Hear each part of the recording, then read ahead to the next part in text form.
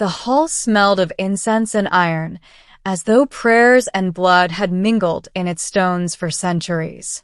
Around the fire pit sat 12 robed women, the matriarchs of the clan of 9 moons. Their faces were stern, their eyes glowing faintly with the bloodline's ancestral power. They had gathered to speak of survival. High Matron Salira struck her staff against the flagstones, the sound echoing like a heartbeat. "Our line weakens," she said, her voice heavy with age. "The wombs of our daughters yield stillbirths, fragile sons, or barren girls. Without an heir strong enough to bear the moon's mark, our clan dies within a generation." Whispers stirred, but none dared interrupt. Salira raised her gaze to the great wooden doors, where a young warrior stood shackled between 2 guards. His hair was dark, his face cut with battle scars, and though he bore the mark of an outsider, he did not lower his eyes. "This," Salira continued, "is the man the seers chose. A human, a soldier cast adrift by war. The vision was clear.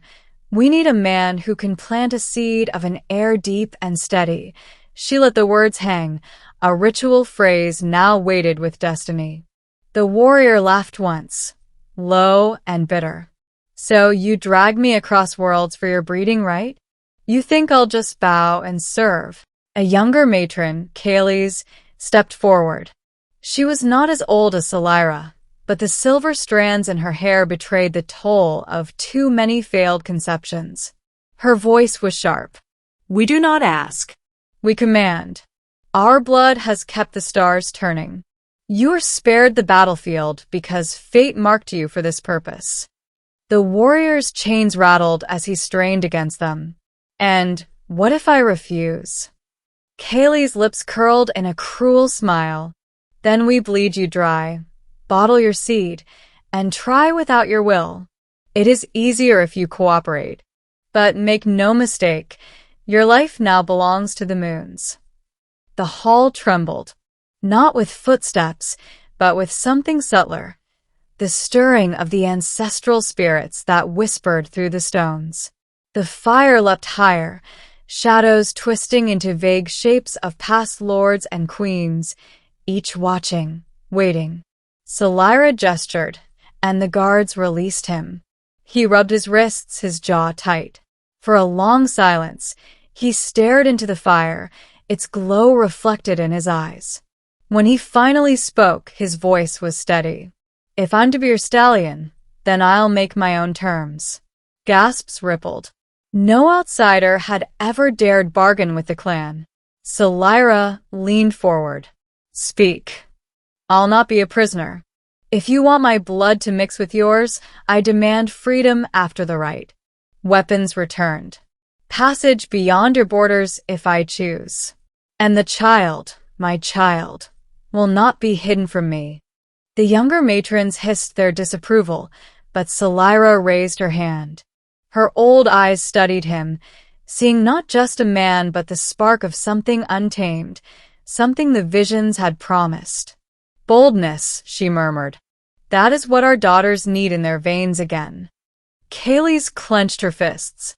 "He presumes too much." "No," Salira said. "He presumes just enough." The fire roared, as though sealing the pact. That night, the chamber was prepared. The old rites were invoked, sigils painted on stone, herbs burned to invite fertility, chants spoken to call the ancestors. Kaylee's herself was chosen, though she scowled when told. She lay upon silken furs, her body trembling not from fear but from rage and hunger, the hunger of a woman who had tried and failed too many times. The warrior entered unbound, but watched by shadows.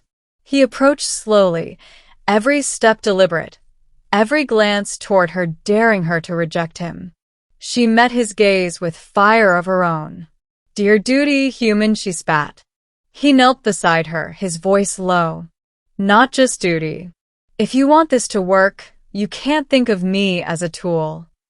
Her sharp retort died in her throat when his hand brushed hers, not with roughness, but with a steady warmth. For the first time, she hesitated. The chants outside the chamber grew louder, and the air pulsed with unseen eyes. Kaylee's closed hers and allowed herself to breathe.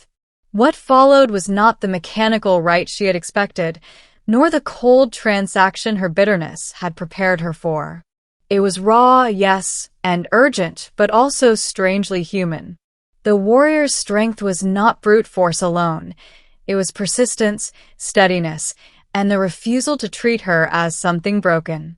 And though she would never admit it aloud, she felt something stir within her that had been absent for years. Hope. Weeks passed. Kaylee's tried to harden her heart, but when the healers confirmed the spark of new life within her, she wept alone in the moonlight. For the first time in her life, she carried an air that did not wither. So Lyra summoned the warrior once more. You have done what no other could. The moons bless this union. The child you planted may one day rule. The warrior crossed his arms. And my terms, the old matron nodded.